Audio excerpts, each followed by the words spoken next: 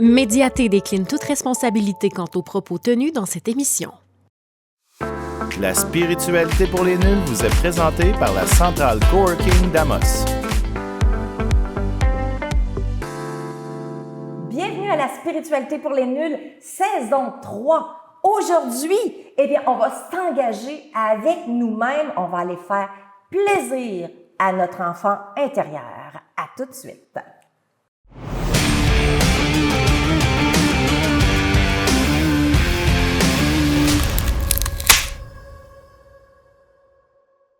William, c'est quoi le bonheur pour toi? Pour moi, ça va être du bon temps en famille, du temps où tu n'as pas la tête pleine, que c'est simple, tu fais juste profiter du moment présent. Pour toi, c'est quoi la tête pleine? Les petits soucis, soucis, c'est peut-être pas le bon mot, je dirais peut-être plus les... je cherche beaucoup, mais... Le travail? C'est ça, là, le travail, l'école pour certains, gérer une vie personnelle en général, plus la vie professionnelle. Puis je pense que c'est ça, c'est d'essayer de se vider la tête le plus possible puis profiter des moments présents, là, je dirais. Comment est-ce que toi, tu réussis à cultiver ce bonheur-là à tous les jours? Es-tu de bonheur? Es-tu de bonne humeur à chaque jour? Ben non, je pense comme pas mal tout le monde. J'essaie de l'être le plus souvent possible. Ginette, petite question. C'est quoi le bonheur pour vous? Le bonheur pour moi, c'est quand j'ai mes petites filles à toutes les fins de semaine. Mais moi, j'ai un petit hic, c'est que le bonheur, je sais que je suis contente d'être avec mes petites filles, mais je ne ressens pas le bonheur. Fait que c'est ça mon petit problème, là, mais la vie est longue durant ce temps-là. OK, donc, dans votre cœur, vous avez plein d'amour pour vos petits-enfants, mais est-ce qu'il y a un vide intérieur pour vous? Ben, je crois bien que c'est ça, là. C'est comme je ressens vraiment pas le bonheur, là. Tu sais, les petits papillons, là, que quand je suis contente d'avoir quelqu'un, mon fils, mes petites filles, il n'y a pas. Fait que c'est ça que c'est bien plate, mais c'est de même.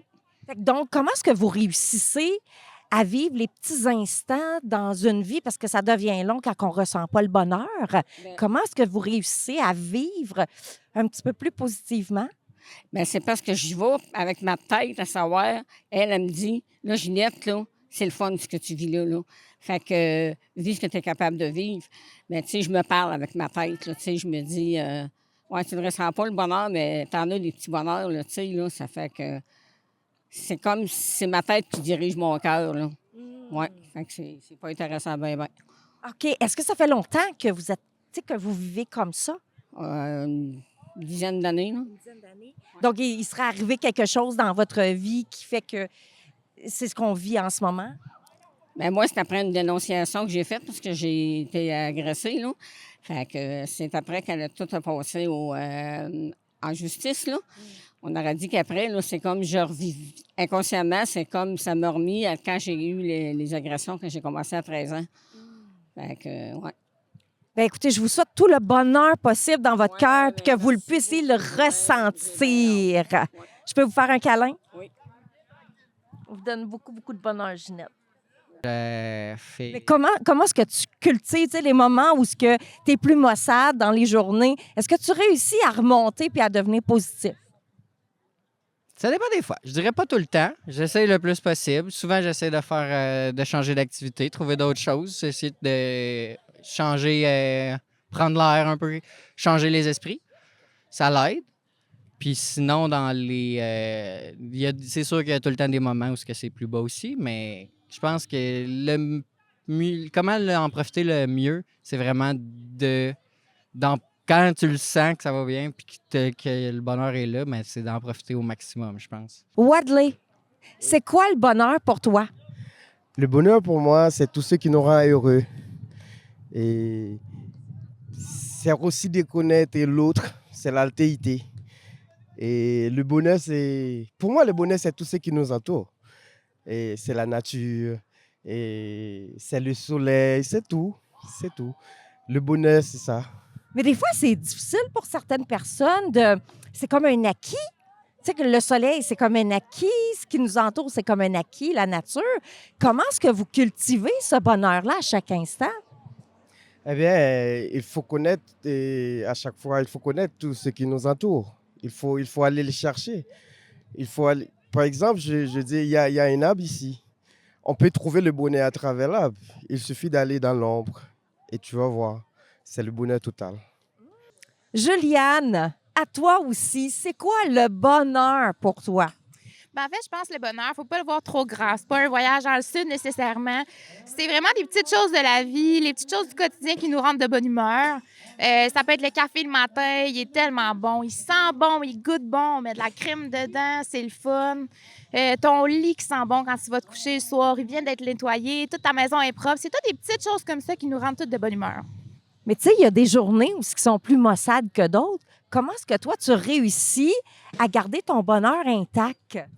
Bien, je pense qu'il faut pas s'oublier, il ne faut pas oublier de l'ajouter à notre routine aussi, de l'ajouter à notre agenda qui est déjà bien rempli, je le sais. Mais un petit 30 minutes avant d'aller se coucher, écouter un podcast, lire un livre, peu importe, toutes des choses qui nous rendent de bonne humeur, mais de ne pas oublier de l'appliquer à tous les jours. Luc, c'est quoi le bonheur pour toi? Le bonheur, ça se définit en 2 mots. Bonnes heures. Bonnes heures, passer des bonnes heures avec des gens. Faire une activité physique pendant 1 heure. Prendre une marche pendant 1 heure. Tout ce qui peut se faire, un bon repas pendant 1 heure. C'est des bonnes heures. C'est ça le bonheur. Mais comment est-ce que tu cultives ça avec la société qui va si rapide que ça puis qui est très négative? Je le prends une bonne heure à la fois.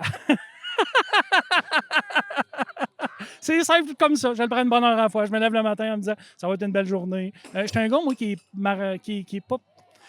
Qui cherche mon mot. T'es positif? Positif tout le temps. Fait que je vais chercher le positif dans à peu près n'importe quoi. Dans tous les petits détails, j'essaie d'aller les chercher. Puis, je suis un gars qui fait pas de sport. Oui, fait que je suis paresseux dans la vie. Fait que moi, être marabout, ça me fait forcer du visage.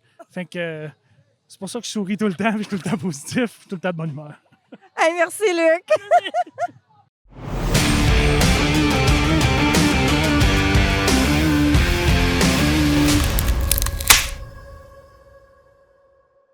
Salut tout le monde! Eh bien, aujourd'hui, je suis toujours à l'Espace NAD avec Harry, Colibri et Stéphane, qui est mon partenaire de la saison 3 de la spiritualité pour les nuls. Et là, on vient voir le Vox Pop. La question était, c'est quoi le bonheur pour soi? On a entendu des gens qui ont dit que le bonheur, ben, c'est de maintenir son bonheur, c'est toujours être dans le bonheur à chaque jour, no matter what.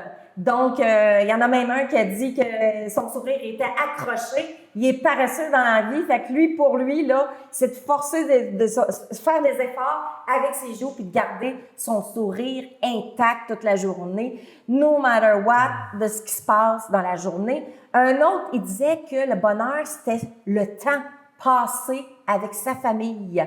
Fait que donc, pour lui, c'est ça le bonheur, c'est d'être avec sa famille, ses amis, avec les gens qu'il aime. Une autre, par contre, pour elle, c'est difficile le bonheur. Elle voit ses petits-enfants, puis elle est heureuse de voir ses petits-enfants, sauf qu'elle ne ressent rien. Elle ne ressent pas le bonheur en soi. Donc, on va partir avec, justement, un peu ce qui a été fait sur le Vox Pop, mais en même temps, aujourd'hui, on fait plaisir à notre enfant intérieur. Donc, allons-y avec Stéphane. Qu'est-ce que tu as pensé, toi? Comment est-ce que tu vois ça, le bonheur, au travers des gens qui en ont parlé dans le Vox Pop?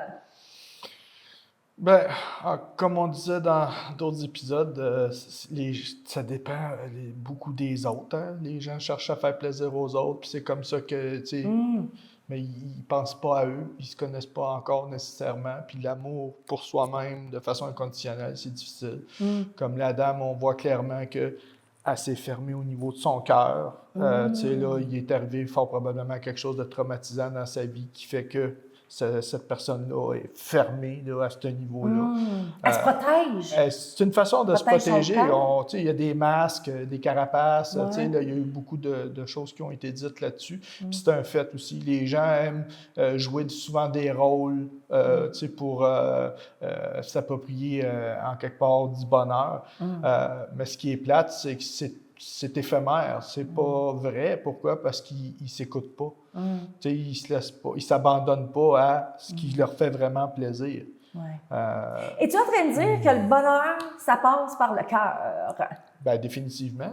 Parce que la dame, tantôt, racontait dans le Vox Pop qu'elle, pour qu'elle se dise que le bonheur, là, OK, elle a le bonheur, elle dit, il faut que ça passe par ma tête pour ensuite dire au cœur, OK, je suis en train de vivre quelque chose de fun là, dans ma vie. Là. Donc, elle T'sais? se fie à son ego. Et l'ego, la définition de l'ego, c'est quoi? La médiocrité. Non, Non. l'ego est là pour te protéger. C'est la définition de ton instinct. Donc, ton ego va embarquer pour te protéger, pour justifier ce que tu es en train de vivre en ce moment. D'arriver puis dire, d'avoir raison, d'avoir le dernier mot pour me protéger. C'est là que l'ego embarque. Puis ça, c'est de façon, les gens s'en rendent pas compte parce que il dépasse vraiment son rôle de base, puis les gens n'en sont pas conscients. Puis je dirais que c'est probablement ça aussi qui fait que les gens ont de la difficulté à avoir de l'engagement, à être heureux dans la vie, parce que l'ego embarque à cause des croyances, à cause des choses qui leur ont été inculquées dans leur jeunesse puis leur entourage. Là, l'ego, ben là, si tu fais ça, ta mère, elle t'aimera pas, ou ton père t'aimera pas, ou tu sais, des choses comme ça. Fait que là, il s'empêche pour se protéger, pour essayer d'aller gagner de la reconnaissance des autres, puis dans ce moment-là, on va me donner quelque chose, là, je vais recevoir quelque chose en échange. Les gens alentour de moi vont être heureux, mais c'est pas le cas. Tu peux pas... 2 verres vides ne se remplissent pas. 2 verres à moitié pleins, c'est 2 verres à moitié pleins. On remplit pas, 2 personnes, il faut qu'ils soient pleines pour vivre le bonheur ensemble. Fait que, puis il est là aussi le problème à ce niveau-là. S'il y en a une des deux qui est malheureuse, bien souvent, ce que ça va faire, ça va miner l'autre. Fait que c'est ça qui n'est pas évident non plus, là, Fait que faut prendre le temps de bien se connaître, puis de savoir qui on est, puis de ce que nous, on aime dans la vie. C'est quoi nos intérêts? Un couple, pour que ça dure, il faut que ça soit basé sur des intérêts. Il ne faut pas que ça soit basé sur d'autres choses qui pourraient arriver dans la vie, puis qui, je t'aime parce que tu fais de la bonne cuisine, puis pour X raison, il t'arrive quelque chose, tu ne peux plus cuisiner, fait que là, je t'aime plus. C'est ça que je veux dire, là, c'est toutes des choses comme ça. Puis le problème, il est là, c'est que la société est montée d'une certaine façon. Le marketing, la publicité, tout ce qu'on nous vend, faut que tu aies tel type de véhicule si tu veux connaître le bonheur. Ils nous montrent des gens qui sont heureux, qui boivent de la bière, quand on sait que souvent, si tu prends trop de boissons, ça vire mal. Et toi, Harry, qu'est-ce que tu penses de ça? Ben, je trouve qu'on est sur une piste intéressante sur la question d'être authentique, au sens où est-ce qu'on peut vivre le bonheur si on n'est pas authentique, si on n'est pas honnête? Je veux dire, est-ce qu'on peut être sur notre honnête avec qui, là? Avec soi-même? Avec soi-même. Mais c'est ça part de soi-même. Puis c'est là où, j'entends, oui, chercher à correspondre des fois aux attentes des autres. Il y a comme tellement de choses qui ont été nommées, puis là, ça pop dans ma tête, là. Puis, tu vois, l'ego, il est là, oui, pour nous protéger d'une peur de la mort, au final. Parce que, veux pas, tu sais, c'est indirect. On se dit, OK, ben je veux qu'elle m'aime, mais c'est parce qu'au fond de moi, dans mon ADN, si elle m'aime pas, elle me rejette. Si elle me rejette, je meurs. Pourquoi? Parce qu'on arrive, je veux dire, l'humain a évolué en tribu. Puis, en tribu, dans la nature, quand tu es rejeté par ta tribu, tu survis pas. Tu survis pas. Fait qu'on vient avec un besoin d'être accepté par notre communauté. Et on a tendance à se couper de parties de nous, se fragmenter pour correspondre aux attentes des gens. C'est ça. Fait que là, moi, je suis tout ça. Mais pour fitter dans le moule, il faut que je chope ça, puis ça, puis ça, puis ça. Puis là, je peux fitter dans le moule. Sauf que ça, c'est juste une petite partie de moi. Toute l'entièreté de moi, elle dépasse ce cadre-là. Pour moi, le bonheur, c'est d'être capable d'être pleinement moi. Sauf que, comment je peux faire ça quand les gens autour de moi ne sont pas prêts à accueillir ça? C'est ça. C'est ça. Fait qu'il y a toute une démarche. Puis, fait que, dans l'autre épisode, à un moment donné, je parlais de la discipline. Pour moi, c'est là que la discipline commence. OK. Quand que tu sens qu'il faut que tu fasses un pas dans une direction pour incarner l'entièreté de qui tu es. Et coûte que coûte. Si ça veut dire pars en voyage pendant 2 ans, ça veut dire pars en voyage pendant 2 ans. Et défais-toi de toutes les limites qui t'empêchent d'être ce que tu veux être, puis reviens en étant ce que tu veux être. Puis après ça, le défi, ça va être de continuer de maintenir ce que tu as bâti. Le social. Sans avoir à chopper pour refitter dans un vieux moule, tu sais, comme retomber dans nos vieilles chaussures. J'aime ça ce que tu dis, parce que ça vient toucher notre enfant intérieur. Là. Ça vient dire à notre enfant intérieur, je prends soin de toi, je veux t'offrir ce qu'il y a de mieux pour toi. Puis là, ben, quand tu commences à t'engager avec toi dans ta vie, à donner ce qu'il y a de meilleur à ton enfant intérieur, ben là, les autres comptent, mais ils comptent pas pour ton propre bonheur. Puis comment est-ce que toi, tu as réussi? Je sais que toi, ça a commencé jeune, là, OK?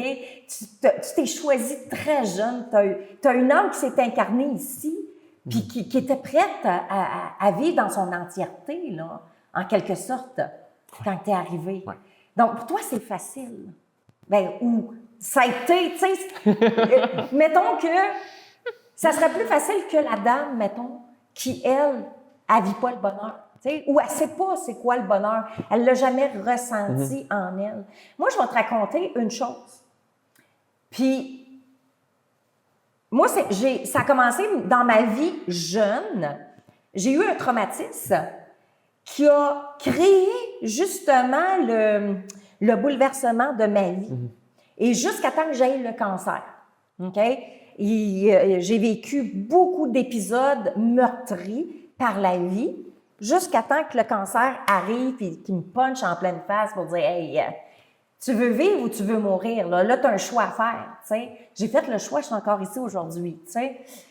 Sauf que du moment où la traumatisme est arrivé, toutes les situations qui m'ont amené dans des états de survie tout le temps, états de protection tout le temps contre les autres, fait en sorte que ma vie à moi est toujours en train de taper sur le clou pour dire « Il est où le bonheur?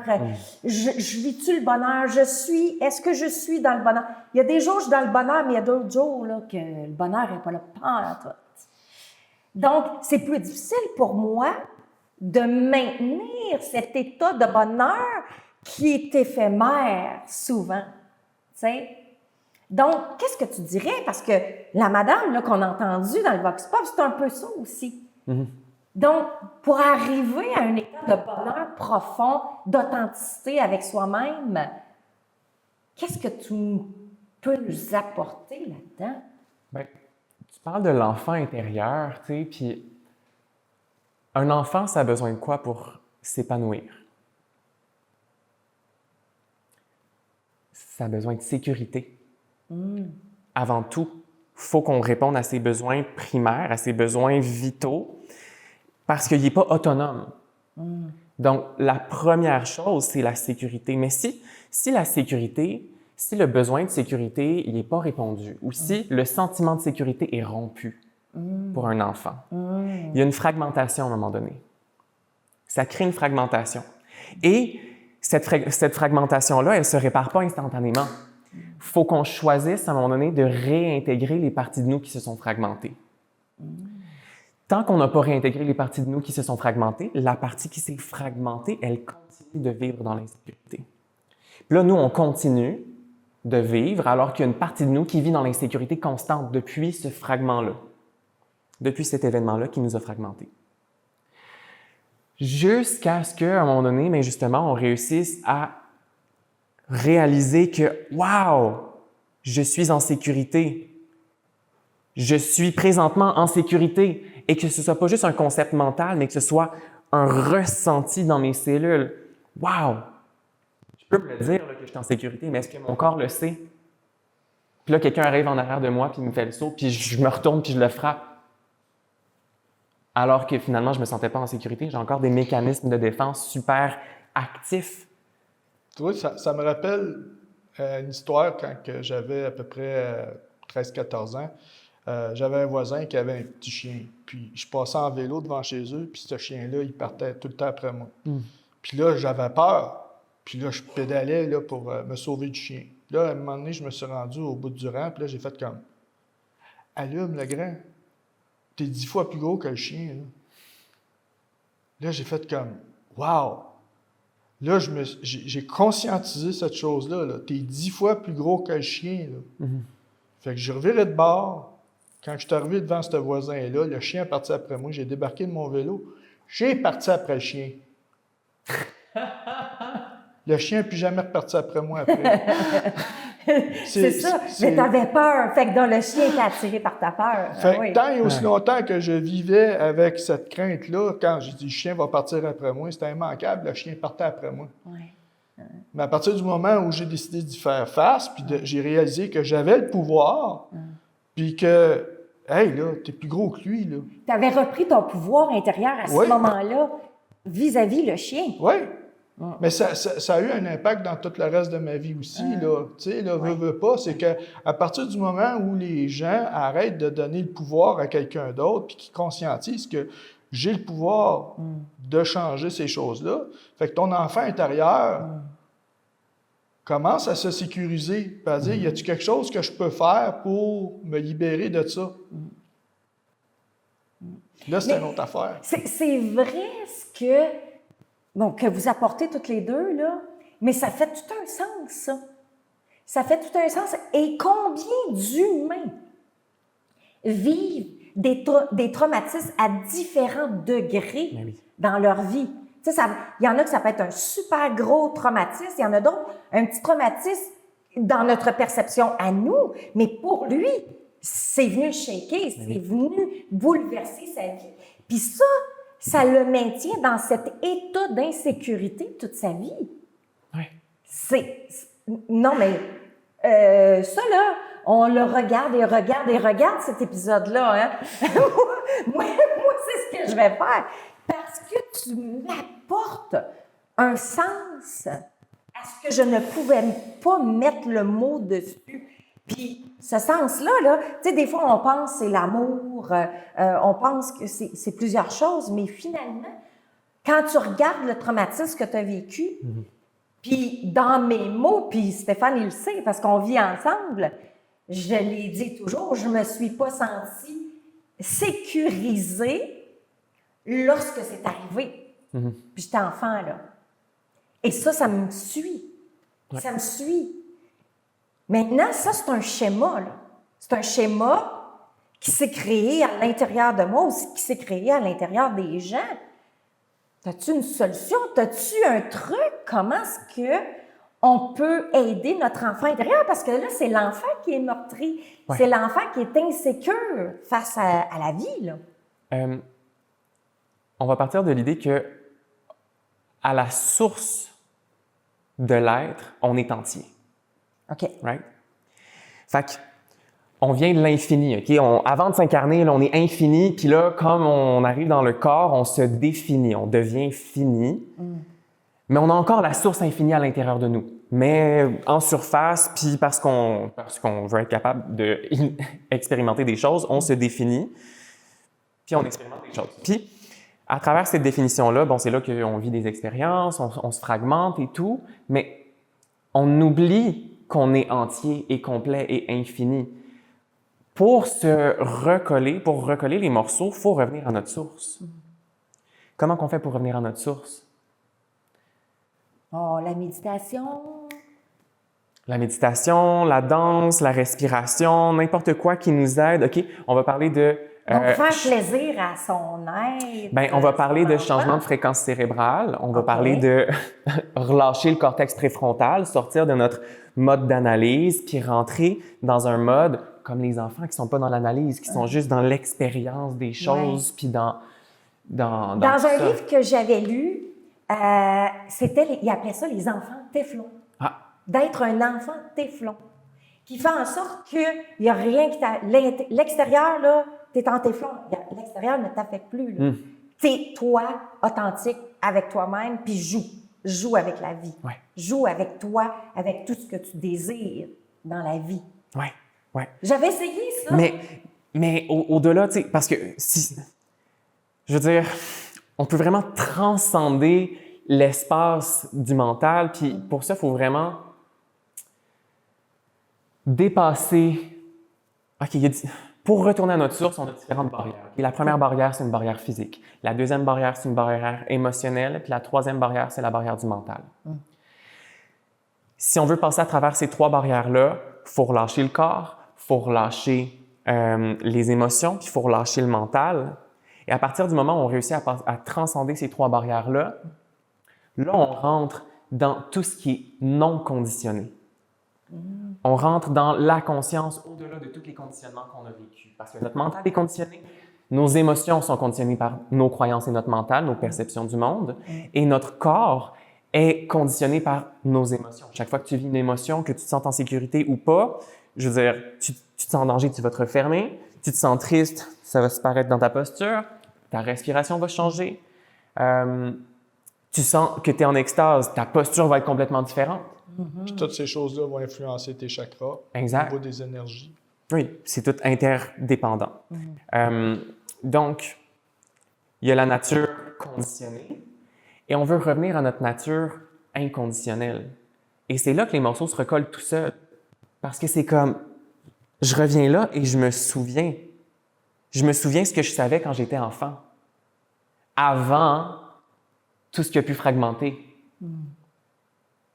Ce que je savais qui n'est pas un savoir cognitif, mais qui est un savoir expérientiel, tu sais. C'est notre source. Quand on est, je veux dire, l'enfant dans l'utérus, il n'a pas la conscience de la distinction entre l'intérieur de son corps et son environnement. Jusqu'à ce qu'il sorte de cet environnement avec lequel il est en continuum. Il y a comme un continuum sensoriel qui est brisé au moment de la naissance. Puis la première affaire qu'on reçoit, c'est des tapes ses fesses. Ouais. Let's go. Fait que drette là, il y a une première fragmentation. Drette là, il y a une première fragmentation, un premier traumatisme, parce que la naissance, actuellement, comme on l'a fait, c'est hyper brutal. Ce qu'on voudrait, ce serait maintenir le continuum sensoriel, que l'enfant sorte de l'eau, arrive dans l'eau, qu'on lui coupe pas le cordon, qu'il puisse continuer d'être alimenté par le cordon le plus longtemps possible. Jusqu'à ce qu'il développe les capacités suffisantes pour digérer le lait, je veux dire, boire le lait, avaler le lait, digérer, puis à partir de là, couper le cordon, éventuellement. Mais anyway, c'est une autre affaire. C'est déjà un traumatisme en soi pour lui d'arriver sur la Terre. Juste de naître, c'est un traumatisme. Oui. Fait que... Donc, il y a des façons qui pourraient être changées. C'est pourquoi il y a des doulas aujourd'hui. Il y a des femmes sages qui comprennent, qui ont cette compréhension-là de l'être qui arrive sur Terre, puis de le laisser plus longtemps possible collé, alimenté par sa mère dans son état d'être. Il reste juste 1 minute. Ça va trop vite, nous 3, là, ensemble. Là. Non, mais merci beaucoup. Vraiment, c'était... pour moi, aujourd'hui, c'était une révélation. Juste le mot que tu as dit, sécurité, se sentir en sécurité, d'avoir perdu cette sécurité-là lorsque tu as eu le traumatisme, déjà en soi. OK, là, on peut mettre un sens. On peut mettre un mot sur ce qui s'est passé, puis ce qui a défini tout le reste de notre tout le cours de notre vie. Donc, nous, là, on continue les prochaines étapes, justement, pour arriver au bonheur, là, tu sais, à l'extase. J'espère qu'en 12 épisodes qu'on va réussir, mais c'est pas sûr. Pas sûr qu'on va réussir en 12 épisodes, mais on va faire le plus loin possible pour atteindre justement ce bonheur-là que malheureusement qu'on manque tous un peu parmi l'humanité. Alors, merci beaucoup à vous tous. La semaine prochaine, on se voit pour un autre épisode sur la prochaine étape de ce qu'on peut faire pour arriver à ce bonheur. Ciao tout le monde!